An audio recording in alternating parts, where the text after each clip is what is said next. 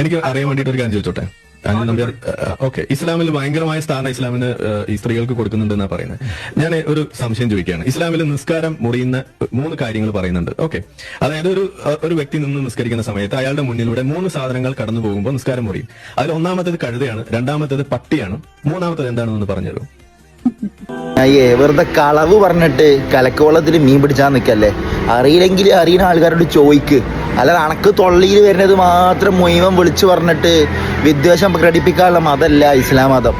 അണക്ക് വേണ്ടെങ്കിൽ പോവാ, മുണ്ടാതിരിക്കുക, അറിയണത് മാത്രം സംസാരിക്കുക. ഏത് ചെറിയ പിള്ളേർക്കും അല്ലെങ്കിൽ ഏത് പൊട്ടന്മാർക്കും അറിയാം ഇസ്ലാം മതത്തില് സ്വലാത്ത് നിസ്കാരം ബാത്തിലാകുന്ന കാര്യങ്ങൾ ശരഈയായ ശരീഅത്ത് നിയമപരമായ കാര്യങ്ങളാണ്. ഇപ്പൊ ഇനി കിതാബിലും ഗ്രന്ഥങ്ങളിലും നോക്കിയിട്ട് വായിച്ചെടുക്കാൻ കഴിയാത്തവരാണെങ്കിൽ ChatGPT ഒന്ന് സെർച്ച് ചെയ്ത് നോക്കിയും വ്യക്തമായിട്ട് ChatGPT പറഞ്ഞു തരുന്നുണ്ട്. ഇന്ന് വുളൂഹ് മുറിയലാണ്, അതായത് ശുദ്ധി നഷ്ടപ്പെടുക. ആ ശുദ്ധി നഷ്ടപ്പെടുന്ന കാര്യങ്ങൾ കുറേ ഉണ്ട്.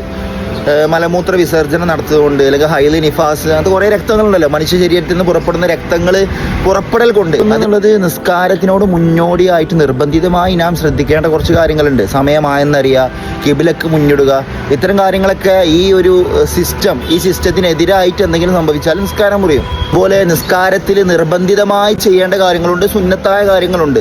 ഈ നിർബന്ധിതമായി ഫർളായി ചെയ്യേണ്ട കാര്യങ്ങളിൽ ഏതെങ്കിലും കൗലാവട്ടെ ഫേലാവട്ടെ, കൗലം നിലക്കും കൗലിയായതും ഫേലിയായതും ഏതെങ്കിലും ഒരു പ്രവർത്തനം നഷ്ടപ്പെട്ടാൽ നിസ്കാരം ബാത്തിലാവും. ഉദാഹരണം പറയുകയാണെങ്കിൽ സുജൂദ് നിർബന്ധമായിട്ട് ചെയ്യേണ്ട ഒരു പ്രവർത്തനമാണ്. ആ സുജൂദ് ഒരാളിൽ നിന്ന് നഷ്ടപ്പെട്ടാൽ നിസ്കാരം ബാത്തിലാവും. അതുപോലെ ഏക കൽബിയായ ഒരു പ്രവർത്തനമാണ് നിയ്യത്ത് എന്നുള്ളത്. ആ നിയ്യത്തില്ലാതെ ഒരാൾ നിസ്കരിച്ചാൽ നിസ്കാരം ബാത്തിലാവും. അതുപോലെ തന്നെ നിസ്കാരത്തിലോട് യോജിക്കാത്ത എന്തെങ്കിലും പ്രവർത്തനങ്ങൾ, ഇന്റൻഷ്യലി ബ്രേക്കിംഗ് ദി പ്രയർ, നിസ്കാരത്തെ മുറിച്ചു കളയുന്ന, ഇടയിൽ വെച്ച് ആരെങ്കിലോടും സംസാരിക്കുക, അത്തരത്തിൽ എന്തെങ്കിലും കാര്യങ്ങൾ രൂപപ്പെട്ടാലും നിസ്കാരം ബാത്തിലാവും. അതുപോലെ തന്നെ നിസ്കരിക്കുന്നവന്റെ വസ്ത്രത്തിലോ നിസ്കരിക്കുന്ന സ്ഥലത്തോ നജസ് പരമായ അശുദ്ധിപരമായ എന്തെങ്കിലും കാര്യങ്ങൾ ഉണ്ടായാൽ നിസ്കാരം ബാത്തിലാകും. അതുപോലെ തന്നെ നിസ്കാരത്തിന്റെ ഘടനയിൽ മനഃപൂർവ്വം അന്ധ നിലയ്ക്ക് എന്തെങ്കിലും മാറ്റങ്ങൾ കൊണ്ടുവന്നാൽ, അതായത് ഇപ്പോൾ സുജൂദിന്റെ മുമ്പ് ഒരാൾ റുക്കൂ ചെയ്തു, നിസ്കാരം ബാത്തിലാകും.